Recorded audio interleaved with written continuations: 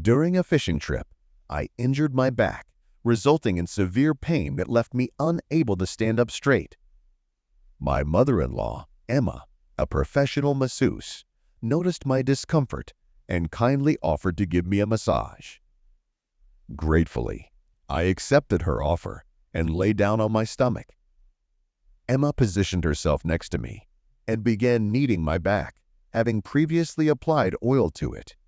After a few minutes, she suggested we move to the bedroom, where there was a large bed, as the couch I was lying on was too narrow for her to work on comfortably. I got up off the couch and headed for her bedroom. Once settled there, I waited for her to return to continue the massage. After a while, she came back and continued her work, applying a strong pressure on my lower back. To avoid getting the oil on my pants, she pulled them down, exposing my lower back. Her gentle touch made me feel uncomfortable. Concerned that Emma might notice my reaction, I felt awkward and didn't know how to react.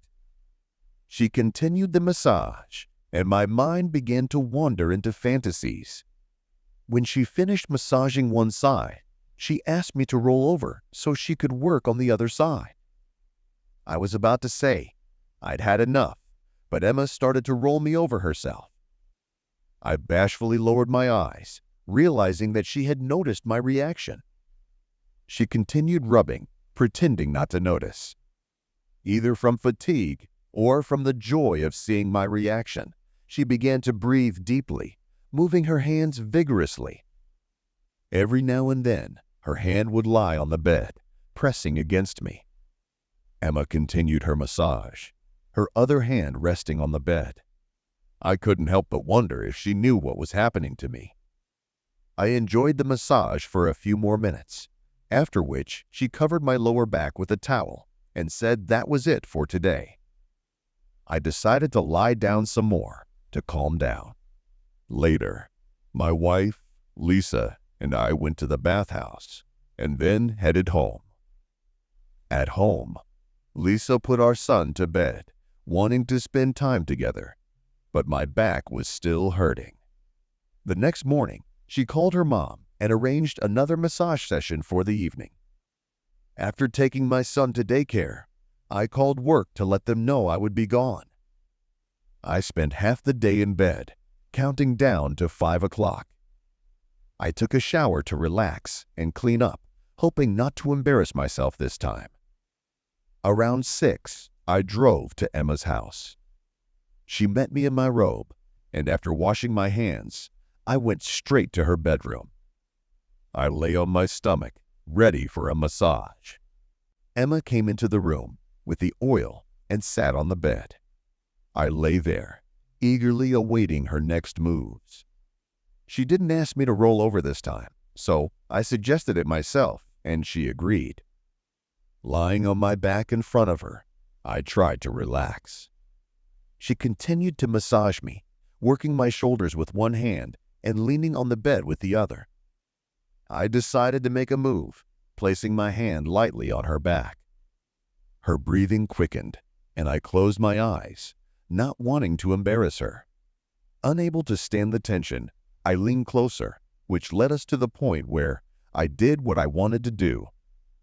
It turned out that Emma had golden hands and could give a very good massage.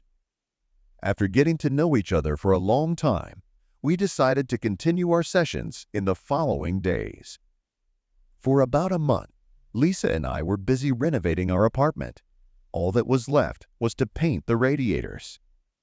We decided it would be easier to stay at her parents' house, just a few blocks away, to avoid the mess. Emma lived with a common-law husband who drank a lot, which upset Lisa. On my day off, I painted the radiators and then went to Emma's house. She was celebrating something with her friend, who left shortly after I arrived. We were alone, and Emma invited me to have a drink with her. I joined her in the kitchen, where she poured us both a glass of wine. She looked tipsy, and her robe was slightly open. There was a little bit of her beautiful figure visible. Emma is a trim blonde who exercises regularly and looks young for her 41 years. We were sitting, chatting and drinking when my phone rang. It was Lisa saying she was running late. As we finished the bottle, Emma brought out another one, saved for a special occasion. As she reached for it, she stumbled, and I quickly caught her, noticing that there wasn't much under her robe. My imagination ran wild. We continued our evening, and just then, her friend Sarah stopped by with another bottle of champagne. After a few glasses, the conversation turned to health, and I mentioned my lingering back pain. Emma and Sarah offered to help. Without hesitation, I agreed, and we headed to the bedroom. Lying on the bed, they began massaging my back, pulling my pants down slightly to make it more comfortable. Their combined efforts made it hard to lie still. Eventually, I rolled over, unable to hide my reaction. Smiling, I asked what we should do next, and they didn't hesitate. I had never experienced anything like this before. We finished the therapeutic massage just in time for Lisa, who was tired from the day.